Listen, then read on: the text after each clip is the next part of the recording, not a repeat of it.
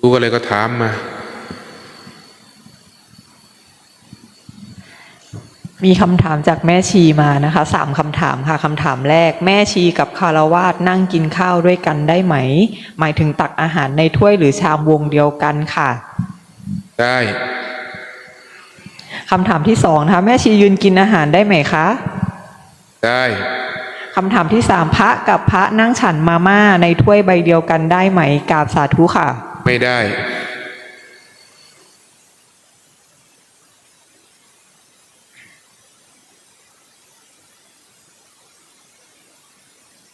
เป็นพระวินัยห้ามฉันภาชนะเดียวกันเพราะอะไรป้องกันโรคติดต่อพระพุทธเจ้าท่านฉลาด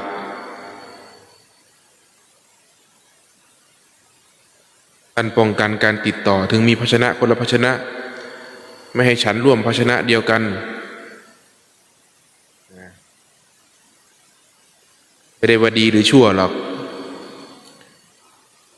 ไม่ใช่ว่าไม่ฉันร่วมกันเลยก็ไม่ใช่บางองค์บางท่านก็ฉันร่วมกันอยู่ฉันในภาชนะเดียวกันอยู่แต่ถ้าตามหลักพระวินัยแล้วไม่ได้ทำไม่ได้ไม่สมควรทำนะไม่ใช่ว่าทำไม่ได้ไม่สมควรทำต้องเรียกว่าไม่สมควรทำไม่เหมาะสมที่จะทำเพราะในพระวินัยก็บัญญัติว่าให้ฉันคนละภาชนะบาดใครบาดมันนะเพื่อป้องกันโรคติดต่อเป็นกฎของพระแต่ไม่ใช่ว่าฉันร่วมกันแล้วผิดก็ไม่ใช่นั่นก็ไม่ถูกฉันพอฉันร่วมกันปุ๊บก็เกิดเป็นความขุ่นเคืองใจกันก็ไม่ถูกบางทีคนที่มาเห็นพระฉันภาชนะเดียวกันกลายเป็นทุกข์ก็มีเพราะไม่เข้าใจว่าทำไมท่านถึงห้ามต้องแยกถูกแยกผิดแยกดีแยกชั่วให้ออกนะสิ่งสมควรทำสิ่งไม่สมควรทำนะเป็นพระนะท่านให้ฉันคนละภาชนะเดี๋ยวแม่ชีไม่มีกฎแล้วนี่ต้องไปดูกฎของแม่ชีสินะแม่ชีก็ตั้งกฎขึ้นมากันเองอยู่นี่นะแม่ชีก็คืออุบาสิกานะ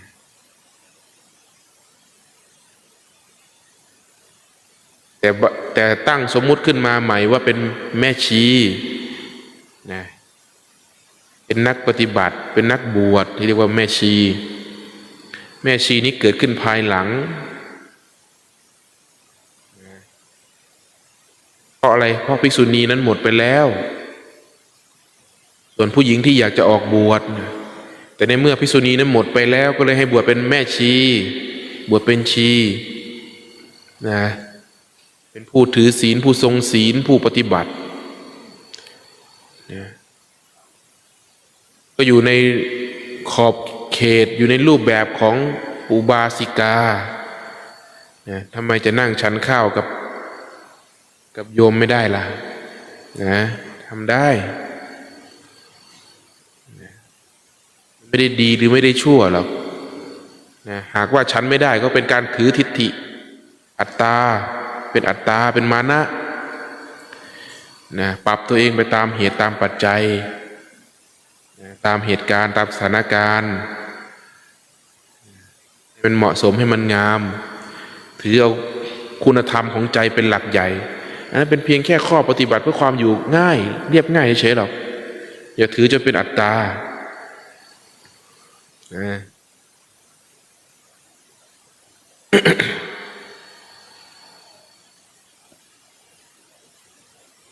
กดครั้งหนึ่ง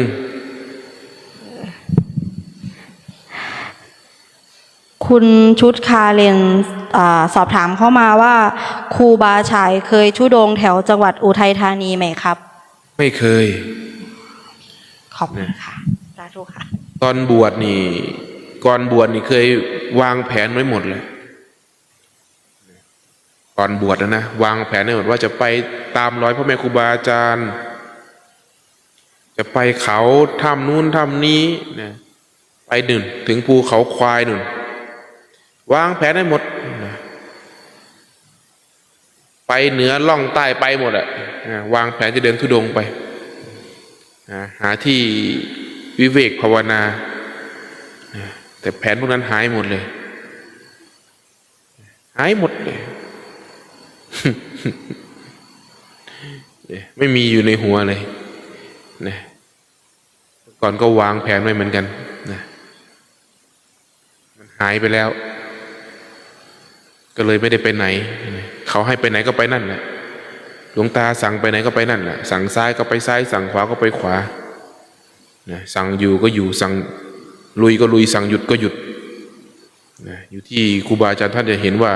เราเหมาะสมกับที่ไหนไม่มีความเห็นของตนเองเข้าไปแทรกอีกแล้ว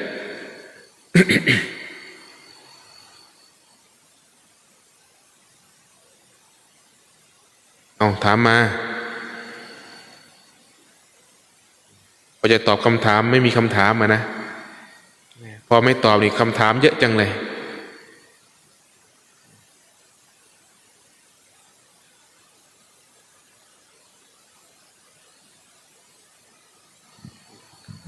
คำถามจาก TikTok นะครับผมกลัวตายครับครูบาก็กลัว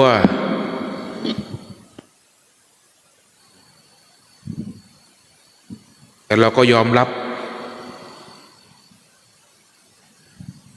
ทุกชีวิตกลัวตายทั้งนั้นแต่ก็พร้อมที่จะตายเช่นกันหากว่าความตายนั้นมาถึงก็พร้อมจะยิ้มรับมันด้วยความเต็มใจและด้วยความเข้าใจอย่างแท้จริงครูบาไม่กลัวตายครูบาคงไม่ฉันข้าวแล้วล่ะปล่อยให้มันตายไปแล้ว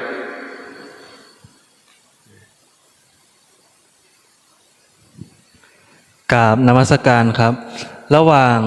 วันดูลมหายใจแต่จะมีความคิดเข้าแทรกควรรู้ความคิดนั้นหรือดูลมครับรู้ว่ามันคิดแล้วกลับมาสู่ลมหายใจลมหายใจนี่ประหนึ่งถ้าเปรียบเทียบเนี่ยนะระหว่างจิตที่มันเที่ยวอยู่ในขันธ์ห้าเนี่ยนะที่มันเที่ยวอยู่ในขันธ์ห้าเรายังจับไม่ได้เรายังจับหลักไม่ได้จิตมันจะเที่ยวไปในความคิดบ้างในเวทนาบ้างในความทรงจำบ้างนะในความคิดบ้างในกายบ้างสารพัดเนี่ยในขันธ์ห้าเนี่ยรูปเวทนาสัญญาสังขารเนี่ยมันจะเที่ยวอยู่ในนี้นะก็เหมือนกับเรามองหาวัตถุหนึ่งที่เรายังหาไม่เจอนะแต่เราได้ยินได้ฟังมาแล้วแหละว่านะเราจะหาลมหายใจนะเราจะหาลมหายใจให้เจอนะพอเราเจอลมหายใจปุ๊บนะเรากำลังค้นหาของเนี่ยเราเจอลมหายใจปุ๊บเราก็เพ่งลงไปในลมนะเขาเรียกว่าเห็นแล้วนี่ทีนี้จะเริ่มการเข้าสู่การโฟกัสนะเหมือนครูบากำลังมองเหลือบหานะอย่างหาแม่ชีจันอย่างเงี้ยแล้วก็มองหาอยู่แม่ชีจันอยู่ไหนกวาดหาอยู่จนเจอนี่แม่ชีจันอยู่นี่ก็โฟกัสที่แม่ชีจันนะนี่ลักษณะของการดูลมเป็นอย่างนี้นะจับหลักคือลมหายใจนะส่วนมันคิดก็รู้ว่ามันคิดก็กลับมาสู่ลมหายใจนะคิดก็รู้นะกลับมาสู่ฐานคือลมหายใจฝึกรู้สึกตัวก็เรียกฝึกรู้สึกตัวบ่อยๆนะนี่ง่ายๆแบบนี้แหละแต่ทำให้มันได้ ทำไมคนเราถึงฝันร้ายครับพระอาจารย์คนเรามีทั้งคิดดีคิดไม่ดีนะความฝันก็ไม่ต่างจากความคิดเกิดจากความทรงจำเกิดจากประสบการณ์เกิดจากสัญญาที่มันเคยบันทึกไว้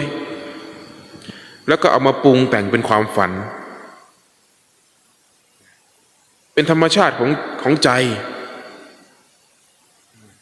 ที่มันมีทั้งดีและไม่ดีแต่ให้ความฝันเป็นความฝันนะอย่าไปวุ่นวายกับมันไม่ใช่ว่าฝันร้ายแล้วก็ไปกังวลวิตกกับมันปล่อยมันทิ้งไปเหมือนกลิ่นตดเนี่ยเหมือนตดเนี่ยนะ มันผายลมมาก็ปล่อยมันไปเหม็นชั่วขณะหนึ่งเท่านั้นแหละก็ปล่อยมันไปอย่าไปวุ่นวายกับมันนะความฝันก็เช่นกันเหมือนกันน่ะไม่ว่าจะเป็นฝันดีหรือฝันร้ายให้ความฝันเป็นความฝันให้ความคิดเป็นความคิดอย่าไปวุ่นวายกับมันนะฝึกรู้สึกตัวอยู่ปัจจุบันดีกว่านะชีวิตจะได้ไม่วุ่นวาย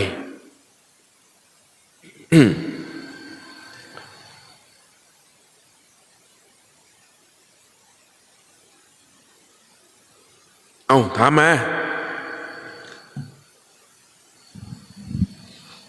อยากตอบนี่ถาม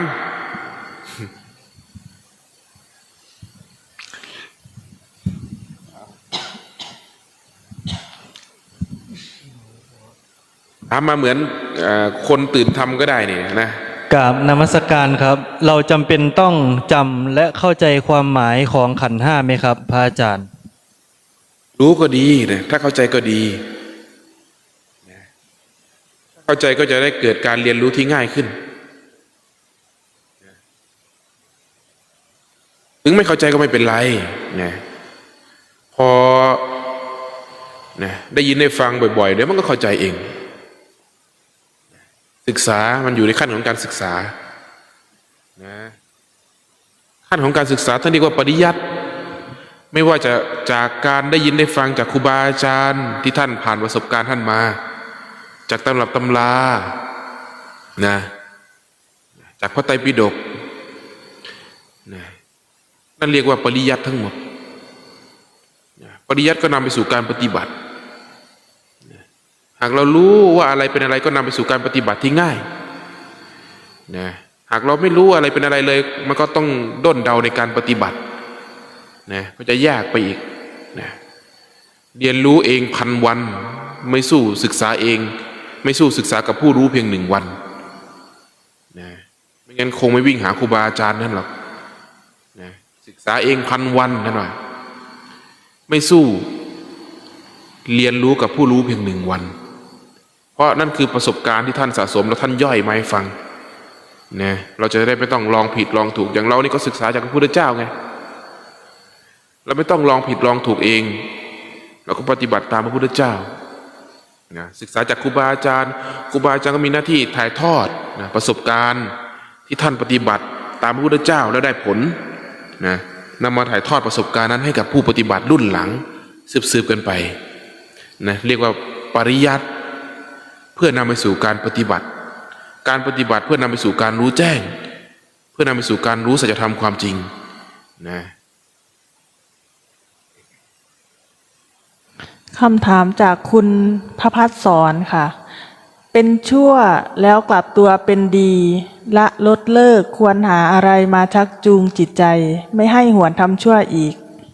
ขอพระอาจารย์มีเมตตาให้ความสว่างค่ะคนที่จะออกจากความชั่วได้คือเห็นโทษของความชั่วนะเหมือนคนจะเลิกเหล้าคือเห็นโทษของเหล้านะคนจะเลิกเล่นการพนันคือเห็นโทษของการพนันเขาเรียกว่าเข็ดประหนึ่งความชั่วนั้นประหนึ่งก้อนถ่านไฟที่มีความร้อนคนที่รู้ภัยของไฟนั้นนะจะไม่ยื่นมือไปหยิบไฟนั้นอีกเป็นอันขาดตอนแรกมันก็ยังไม่รู้มันจะยื่นมือไปหยิบก่อนครูบาเคยสอนน้องตนเองเป็นเด็กที่กำลังหัดคานหัดนั่งอยู่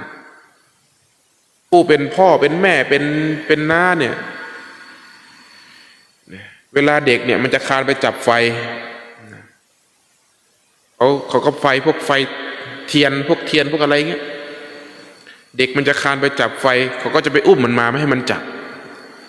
มันก็อยากรู้อยากเห็นว่าคานไปจับเขาก็ไปอุ้มมันมามันก็เลยไม่ได้จับสักทีนะทีนี้เขาลงไปทำนากันพวกน้าพวกอาพวกน้าพวก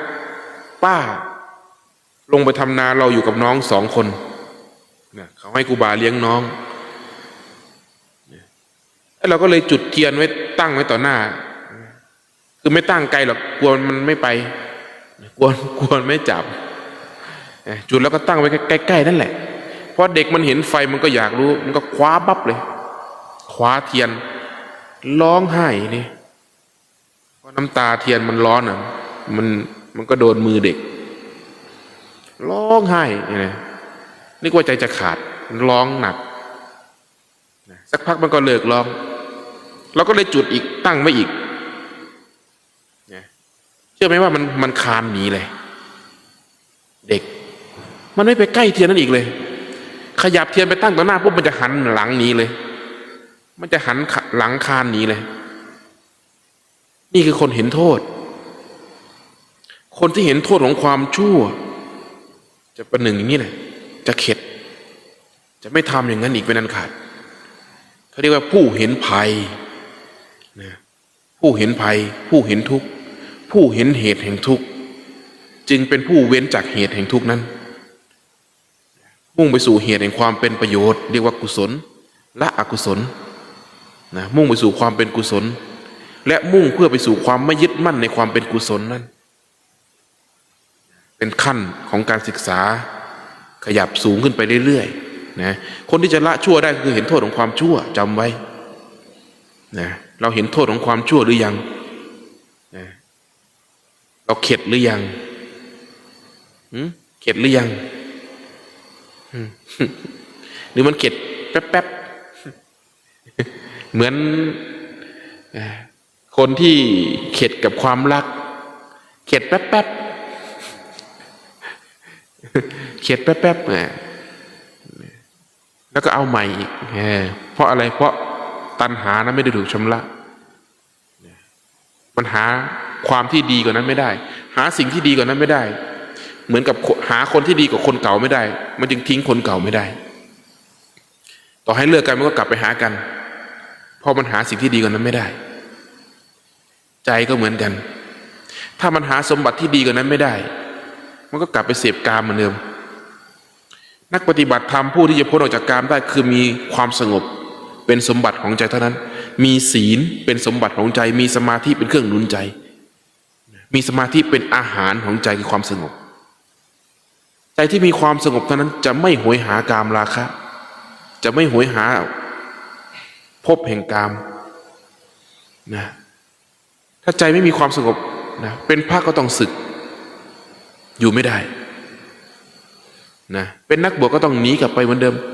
เหมือนหมาที่ครูบาเล่าเรื่องหมาอีหน้าแหลมมีหมาอีหน้าแหลมเวลาไปบิณฑบาตเนี่ยมันจะมีหมาอีหน้าแหลมตัวหนึ่งสีดำนะปะทุยก็จะเอาขนมให้มันขนมห่อละ5 บาทเนี่ยขนมเอลเซ่ห่อละ5 บาทหรือ2 บาทก็ไม่รู้นะขนมมันก็จะฉีกขนมมันกินทุกวันมันก็จะกินขนมพอวันหนึ่งพี่น็อตเอาปิ้งตับมั้งใส่บาตรนะพี่น็อตเอาปิ้งตับใส่บาตรทีนี้ปิ้งตับปิ้งไก่เนี่ยใส่บาตรครูบาทุยก็อยากให้หมากินอาหารที่มันอร่อยขึ้นก็เลยเอาปิ้งตับให้หมาตัวนั้นให้อีหน้าแหลมนั้นแน่นอนว่าปิ้งตับมันอร่อยกว่าขนมนั้นหมามันเกิดความพอใจเป็นอย่างมากวันต่อมาครูบาทุยเอาขนมให้มันอีกมันก็ไม่เอาขนมเลยนะมันไม่กินเลยนะมันจะเอาปิ้งตับมันไม่กินเลยนะ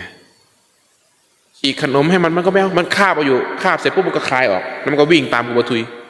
เพราะหวังว่าจะได้กินปิ้งตับเห็นไหมหมามันรู้นะว่าอะไรอร่อยจนครูบาทุยก็ไม่ให้มันอีกสักทีจนมันรู้แล้วว่ามันคงหมดแล้วไม่ได้กินแล้วปิ้งตับทีนี้มันก็ต้องกลับมากินขนมเหมือนเดิมใจก็เหมือนกันนั่นแหละนะเมื่อก่อนเคยเสพกามเป็นอารมณ์เป็นอาหารของจิตนะเอาตาไปเสพรูปนะเอาหูไปได้ยินเสียงนั่นเสียงนี้ทุกอย่างเขาเรียกว่าเสพกามมันโลกหาความสุขได้จากโลกเท่านั้นแต่พอวันหนึ่งจิตเข้าถึงความสงบได้ความสงบเป็นอาหารของจิตจะเกิดความยึดมั่นถือมั่นอยากได้ความสงบนั้นอีกโหยหาความสงบนั้นอีกพยายามเอาความสงบนั้นอีกพยายามแค่ไหนก็ไม่ได้ทำยังไงก็ไม่ได้ นะทีนี้มันจะเอาอะไรล่ะมันก็กลับไปเสพกามเหมือนเดิม เพราะมันทำอีกไม่ได้เหมือนหมาไหมเหมือนกันไหมเหมือนกันกับหมาตัวนั้นแหละเหมือนกันเลยหากนักปฏิบัตินี่มีความสงบเป็นสมบัติของใจเป็นอาหารของใจนี่นะกามมาราคะนี่เข้าครอบงำจิตไม่ได้จึงเป็นผู้ที่ขาดออกจากกามได้นักปฏิบัติจึงพยายามสร้างความสงบให้เกิดขึ้นในจิตในใจนะหากคนใดไม่มีความสงบอยู่ไม่ได้หรอกนะมันจะโหยหานะทีนี้แม้แต่ศีลมันก็จะเสื่อมไปก็จะเริ่มไปดูนั่นดูนี่นะไปดูหนังไปดูนั่นดูนี่ไปนะเสพไปนู่นนะหาความใจนี่หาความยินดีพอใจจากเหมือนโลกเอาไปเอามาก็เริ่มเสื่อมไปเรื่อยเสื่อมไปเรื่อยจนสึกออกไปถ้าเป็นนักบวชจะเป็นอย่างนั้นเพราะอะไรเพราะใจไม่มีอาหารคือความสงบไม่มีความอาจหาญเป็นสมบัติของใจไม่มีศีลเป็นเครื่องระลึกของใจเป็นเครื่องยึดเหนี่ยวใจเป้าหมายก็เลยเลือนลางไม่ชัดเจนตอนบวชมานี่เป้าหมายชัดเจนเลยนะบวชไปมาด้านเป้าหมายเลือนลางถอยกลับไปสู่ความเสื่อมนี่แหละเรียกใจโลเลนะเนี่ยใจมันโลเลมันจะถอยไปอย่างนั้นมันต้องอาจหาญต้องฝืนต้องทนความอดทนเป็นเครื่องเผากิเลสอย่างยิ่งนั่นว่าฝืนทวนกระแสของใจทวนกระแสของอำนาจของกิเลสทวนใจตัวเองเป็นสิ่งที่ทวนยากที่สุดเป็นสิ่งที่ฝึกยากที่สุดคือฝึกใจตนเองนี่แหละนะเพราะอะไรเพราะไม่มีใครมาบังคับเราต้องบังคับตัวเองนะต้องบังคับตัวเองต้องฝึกตัวเองต้องเห็นคุณค่าเห็นประโยชน์ในการประพฤติปฏิบัตินะต้องเห็นต้องมีหลักของใจที่แท้จริงนะ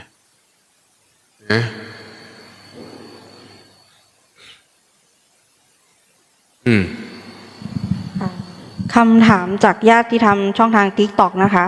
เคยมีเสียงสั่งในหัวสั่งให้ทำโน่นทำนี่คืออะไรครับครูบาหากในภาษาเรียกว่านิมิตเสียงนิมิตเสียงหรือในภาษาสมัยใหม่ก็เรียกว่าความคิดความคิดนี่ประกอบไปด้วยภาพเสียงเรื่องราวเนื้อหา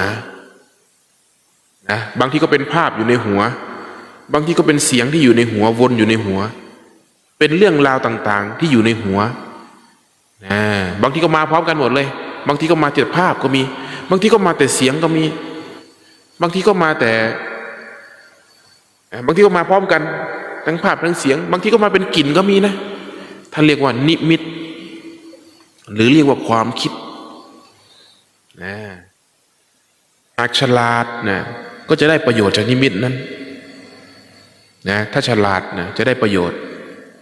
แต่ถ้าไม่ฉลาดจะกลายเป็นโทษคือมีความหลงนิมิตนั้นเกิดความสำคัญมั่นหมายว่าเป็นจริงเป็นจังเป็นตุเป็นตาขึ้นมาเชื่อมันเหมือนคนที่เชื่อความฝันคนฝันว่ามีสมบัตินี่อยู่ใต้พื้นบ้านตนเองบ้านตัวเองนี่ปลูกสร้างครอบสมบัติโบราณอยู่หลงเชื่อความฝันตัวเองเพราะอะไรเพราะความโลภครอบงำความโลภผลักดันให้มันเชื่อเกิดเป็นความเชื่อทีนี้ทำไงลื้อบ้านตนเองที่เป็นข่าวนะเอาแมคโครมาขุดมานั้นนะไปหมดเลยขุดไปขุดมาเจอแต่ตอไม้ ไม่เจออะไรนะทีนี้บ้านก็พังไปเรียบร้อยแล้วนี่เขาเรียกว่าหลงนะเพราะอะไรเพราะความโลภหากผู้ฉลาดนะก็หาประโยชน์ได้เหมือนกันนะหาประโยชน์ได้จากนิมิตนั้นนะได้กำลังจิตกำลังใจก็ได้นะคำถามจากคุณกิฟต์ครับถามว่าเวลาเรานอนแล้วมีอาการผีอำจะทำอย่างไรให้หลุดออกมาเร็วที่สุดครับโอ้คนส่วนใหญ่เป็นนะคำว่าผีอำเนี่ยนะเป็นสภาวะที่ร่างกายทำงานที่ไม่ปกติสลึมสลือรู้สึกตัวบ้างไม่รู้สึกตัวบ้างกระดุกกระดิกไม่ได้ก็เลยเรียกว่าผีอำบางคนนี่ลืมตาขึ้นมามันสลึมสลือเห็นมานั่งค่อมตัวเองก็มีนะ นะเห็นเป็นตัวดำๆมานั่งค่อมมาขี่เป็นผีมานั่งขี่ตัวเองก็มีนะสติเท่านั้นหากมีอาการเหล่านั้นนะให้กำหนดสติกลับมาสู่ลมหายใจเข้าลึกๆแล้วก็คลายความกังวลในสิ่งที่เป็นอยู่ร่างกายจะเริ่มขยับได้นะไอ้สิ่งที่มันคิดว่ารู้ว่าเป็นนั่นเป็นนี่มันจะถูกหายไปเพราะจิตนั้นจะกลับมาสู่ฐานคือการรู้สึกตัวนะลมหายใจแก้ได้นะมันจะเริ่มค่อยๆคลายออกจากความที่ร่างกายนั้นหมดเรี่ยวแรงกระดุกกระดิกไม่ได้นะอันนี้ใช้ได้จริงๆนะขอแค่มีสติกำหนดรู้ซึ่งลมหายใจนะผีอำนี่หายไปหมดเลยถ้ามีผีอำก็กระเจิงเลยนะไม่อยู่ขออนุญาตครับครูบาเคยฝันว่าได้กินของอร่อย มันก็อร่อยนะครับในความฝันผมอยากรู้ว่าทำไมมันอร่อยครับมันอร่อยจริงไหมเพราะเรานอนอยู่แต่ทำไมเรารับรู้ได้ถึงรสชาติว่ามันอร่อยสัญญาความจำได้ว่ามันเคยอร่อยในสัญญานั้นนะเราระลึกถึงอะไรมันก็อร่อยเพราะสัญญาณมีใจมันรู้ว่ารสชาติของอาหารนั้นเป็นอย่างไรกินอะไรก็อร่อยในฝันนะแต่กินยังไงก็ไม่อิ่มบางทีกินอยู่ดีหายไปก็มี แต่ที่มันรู้ว่ามันอร่อยเพราะมันมีสัญญาความจำอยู่ในนั้นมันปรุงแต่งว่าลักษณะอย่างนี้ทำให้เกิดความอร่อยได้นะเหมือนกันกับมันเคยเสพรสชาติของกามนะแม้ในฝันว่าได้เสพกามมันก็มีรสชาติของความพอใจความอร่อยในกามนั้นนะเหมือนกันนะระลึกถึงตอนนี้ก็อร่อยเอาดิระลึกถึงส้มตำก็หูน้ำลายเสาะเลยอร่อยนะมะม่วงดองเนี่ยนะมะม่วงป่านะที่เขาดองนะจิ้มกับน้ำจิ้มโอ้โหนะบอกสดิ้งปิงสินะจิ้มแจ่วน้ำลายแตกพากๆวะเนี่ยนั่นคือสัญญาที่มันเคยระลึกได้ที่มันเคยจำได้ว่ามันอร่อยมันมีอยู่ในนี้มันบันทึกไว้หมดแล้วนะคำถามจากคุณดูลมมาเป็นปีเศษภูมิแพ้ไม่แสดงอาการเลยจึงไม่ได้ทานยาแต่ก่อนทานยาเกือบทุกวันจะเป็นจากการดูลมไหมครับเป็นนะอย่างครูบาอยู่หรือเปล่ามาหรือเปล่าก่อนมาบวชนี่เป็นเบาหวานเป็นความดันเป็นนั่นเป็นนี่นะไปเช็คสภาพล่าสุดนี้บอกหายหมดแล้ว